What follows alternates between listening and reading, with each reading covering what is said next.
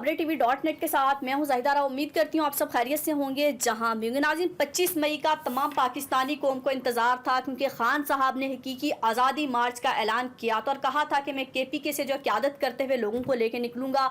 तमाम पाकिस्तानी निकले हकीकी आज़ादी के लिए, पाकिस्तान को आज़ाद कराने के लिए, इम्पोर्टेड हुकूमत को घर भेजने के लिए।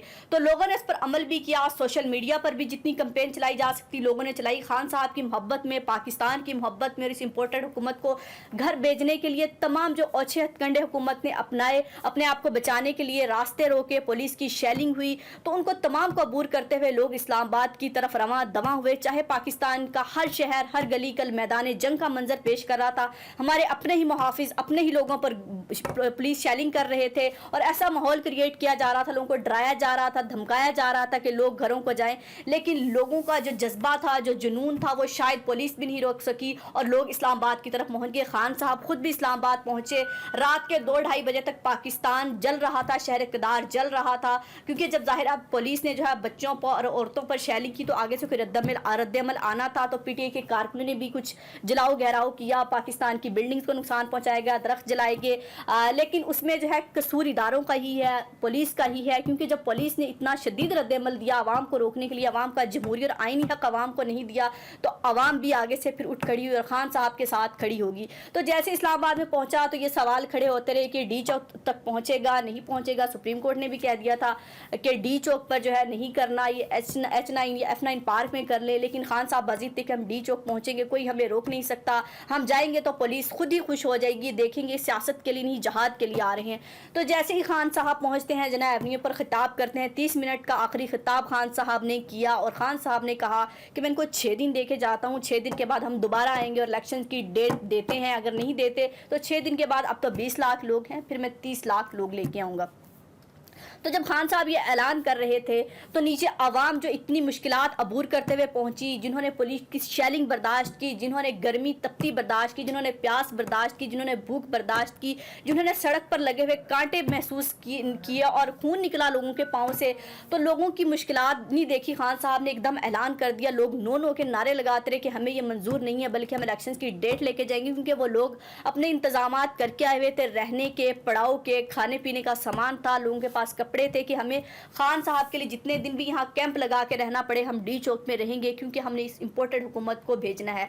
लेकिन जब खान साहब ने ऐलान किया तो ये सवाल पैदा हुआ कि आवाम की ताकत शायद नहीं है, क्योंकि आवाम जिस ताकत से निकली, जो समंदर आया खान साहब के साथ, वो बह गया, जैसे सारे जो है रुकावटें बह गई, क्योंकि पीछे से कोई प्रेशर था, कोई तीसरी ताकत है जो पाकिस्तानी आवाम के फैसले करती है। पाकिस्तानी आवाम का प्रेशर भी कुछ काम ना आज का, पाकिस्तानी आवाम का निकलना भी कुछ काम ना आज का। और अगर माजी में देखें तो माजी में मरियम नवाज जो है लॉन्ग मार्च निकाल चुकी हैं, बिलावल भुट्टो अभी कुछ दिन पहले लेके निकले, तो उसके बाद मौलाना फजलुर रहमान, TLPN के तमाम जमातों को सहूलियात दी जाती रही हैं, तमाम जमातों को जो है जगह भी फ्राहम की जाती रही है कि जहाँ चाहें, क्योंकि हर जमात का आईनी और कानूनी हक है। लेकिन खान साहब से ऐसा क्या खौफ था इस हुकूमत को कि इतनी रुकावटें खड़ी की गई, इतने जो है मसले खड़े किए गए, और शायद खान साहब के मार्च से पहले उन्होंने मार्च को कामयाब कर दिया था, क्योंकि आप उसी चीज़ को रोकते हैं जिस चीज़ से आपको खौफ होता है। तो खान साहब के जलसे से तमाम लोगों को क्या खौफ था, इदारों को क्या खौफ था, और जो है आखिरी पहर जो है खान साहब ने यू टर्न ले लिया।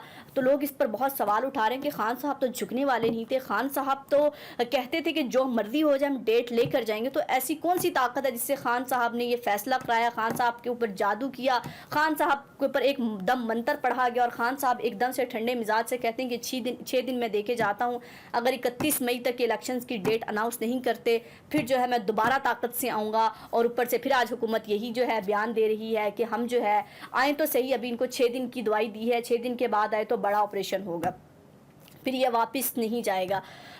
तो ये आवाम का जो है एक प्रेशर, आवाम जो सोशल मीडिया पर कैंपेन चलाई, आवाम जो तमाम मुश्किलात अबूर करे, तो आवाम किस काम की, यानी कि आवाम के फैसले यहाँ पे नहीं होते, आवाम के वोट से यहाँ पर कोई नहीं आता।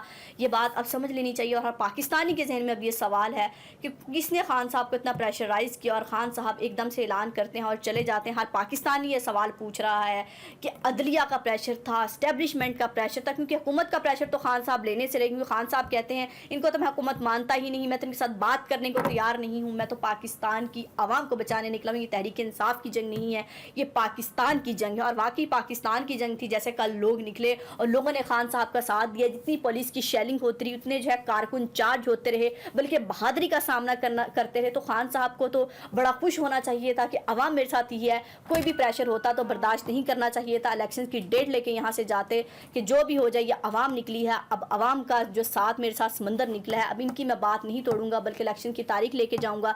जो मैंने इनको बयान दिया है, उस बयान को मैंने जीतना है, बल्कि यू टर्न नहीं लेना।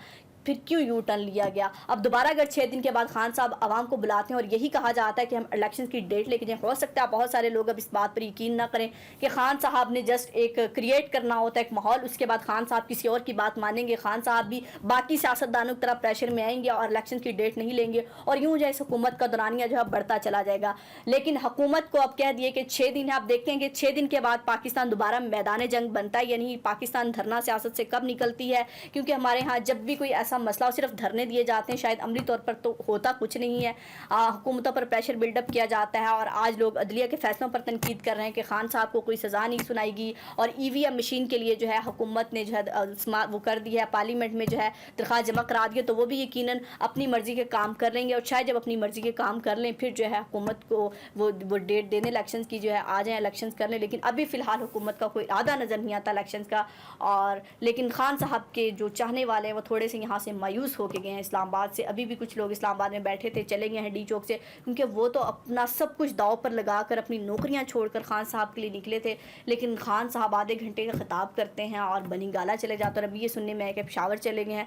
लेकिन जहाँ भी हैं, खान साहब को अपने चाहने वालों को, अपने कारकुनों को एतमाद में लेना चाहिए, अपनी क़यादत को एतमाद में लेना चाहिए।